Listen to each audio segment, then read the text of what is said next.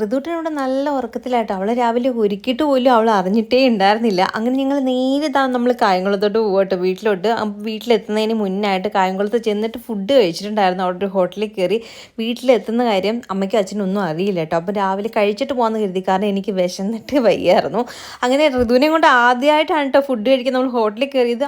ആൾ നമ്മളോട് നല്ല സഹകരണമായിരുന്നു കേട്ടോ. ഒരു ബുദ്ധിമുട്ടോ ഒന്നും ഉണ്ടാക്കാതെ നോക്കി ഇങ്ങനെ അനങ്ങാതെ കിടക്കായിരുന്നു കേട്ടോ. അങ്ങനെ നമ്മൾ നേരെ വീട്ടിലോട്ട് വന്നു. വീട്ടിൽ വന്നപ്പോഴത്തേക്ക് അമ്മ ഞെട്ടലായിരുന്നു. ഋതുവിനെ കൂടെ കണ്ടപ്പോൾ പിന്നെ പറയുന്നുണ്ട്, ആൾക്ക് ഭയങ്കര സന്തോഷമായിരുന്നു കേട്ടോ. അങ്ങനെ ഇതാ സാധനങ്ങളൊക്കെ എടുത്ത് റൂമിൽ വെച്ചു. അത് കഴിഞ്ഞപ്പോഴത്തേക്ക് ഇതാ അമ്മ വല്യമ്മച്ചിയെ കാണാൻ വേണ്ടി പോയിട്ടുണ്ടായിരുന്നു. ഇനി വൈകുന്നേരം വരത്തുള്ളൂ എന്ന് പറഞ്ഞിട്ടോ പോയത്. അങ്ങനെ അരി അടുപ്പത്ത് കുറച്ചും കൂടെ ഇട്ടിട്ടുണ്ടായിരുന്നു കുക്കറിനകത്ത്. അതൊക്കെ ഒന്ന് ഊറ്റി ഒന്ന് പൊരിച്ച് വാങ്ങിയൊക്കെ വെച്ചിട്ടുണ്ടായിരുന്നു. പിന്നെ കുറച്ച് പാത്രം ഉണ്ടായിരുന്നു, അതും കഴുകി അവിടേക്കൊന്ന് ക്ലീൻ ചെയ്ത് കഴിഞ്ഞ് മീനും എടുത്ത് പുറത്ത് വെച്ചിട്ടുണ്ടായിരുന്നു. അരപ്പ് പുരട്ടി വെച്ചിരുന്ന ആ ഒരു മീനും എടുത്ത് ഫ്രിഡ്ജിൽ നിന്ന് പുറത്ത് വെച്ചിട്ട് പിന്നെ മോൾക്ക് പാലും എടുക്കാൻ പോയി കേട്ടോ. പാലും എടുത്തിട്ട് തിരിച്ച് വന്നപ്പോഴത്തേക്ക് ഞാൻ വൈകുന്നേരമേ വരത്തുള്ളൂ എന്ന് പറഞ്ഞിട്ട് പോയ അമ്മ ഉച്ചയായപ്പോഴത്തേക്ക് ഇങ്ങനെ എത്തിയിട്ടുണ്ടായിരുന്നു കേട്ടോ. അങ്ങനെ പിന്നെ എന്താ ഞങ്ങൾ പെട്ടെന്ന് പിന്നെ മീനൊക്കെ ഒന്ന് വറുത്തെടുത്തു. അമ്മ പിന്നെ പെട്ടെന്ന് ചോറൊക്കെ ഇട്ടു. അച്ഛന് പോകേണ്ട സമയമായിട്ടുണ്ടായിരുന്നു കേട്ടോ. അങ്ങനെ ഫുഡൊക്കെ കഴിച്ചിട്ട് പിന്നെ അച്ഛൻ പോയിട്ടുണ്ടായിരുന്നു. പിന്നെ കുറച്ച് നേരം അമ്മയായിട്ട് സീരിയലും കണ്ടൊക്കെ ഇരിക്കുകയായിരുന്നു. അപ്പോഴത്തേക്കുള്ളൂ ടാറ്റ.